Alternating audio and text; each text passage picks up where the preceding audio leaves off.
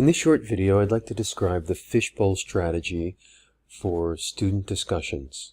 What is the Fishbowl strategy?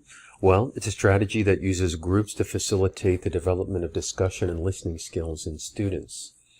It really focuses on questions like what makes a good discussion, what are discussions for, how can I listen effectively.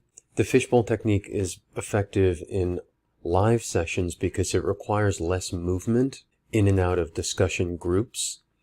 The students remain together in the live session, but it's a student-centered discussion strategy. This is a representation of what the Fishbowl technique would look like in a classroom.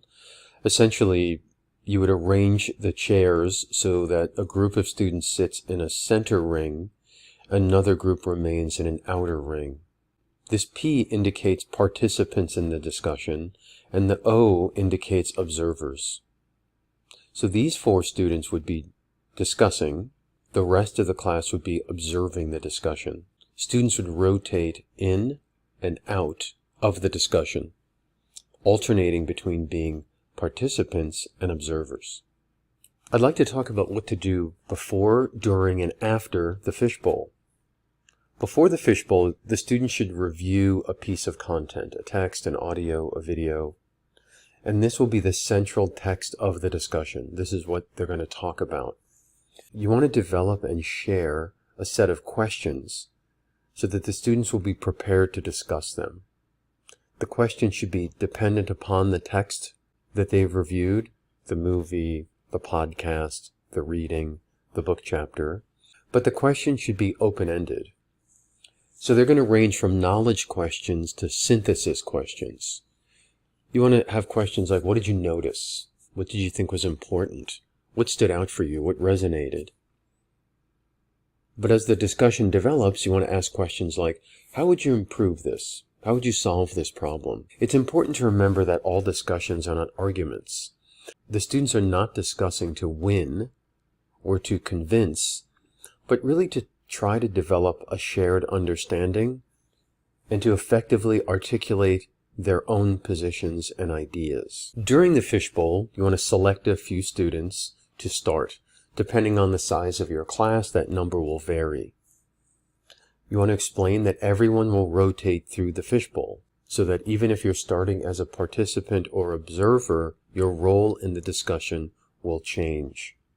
You may want to designate a timekeeper so that each formulation of the participants has the same amount of time. Students should take notes about what they're noticing, about both the content of their classmates' commentary and the ways that students are communicating.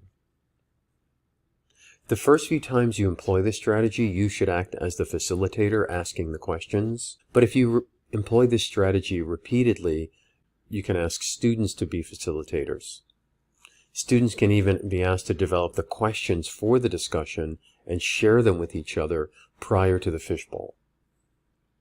When you're acting as the facilitator posing questions, remember you're not a participant. So don't participate. Don't jump in. It's going to be hard to resist the impulse, but you're not part of the discussion the way the students are. When students rotate in, ask if they'd like to return to a previous question. There could be something they really wanted someone to say that no one said, so give them that opportunity to share.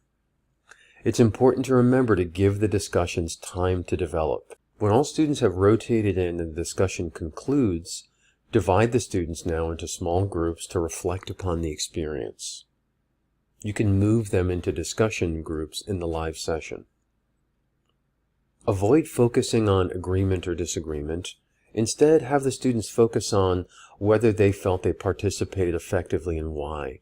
What might they do differently if you were to do the Fishbowl activity again? Ask students to share their feelings about being an observer and being a participant. You may want to try to have the students develop a generalized definition of what an effective discussion is. When I'm a participant, how do I do that effectively? What does that mean to me? What do good observers do? Students can also produce a piece of reflective writing focusing on what they've learned. This could be what they've learned about the topic under discussion. This could be something they've learned about their own abilities as a member of the discussion, as a participant, or something they've learned about their abilities as a listener. Questions? Email me at d'agostino@fordham.edu. Thanks very much.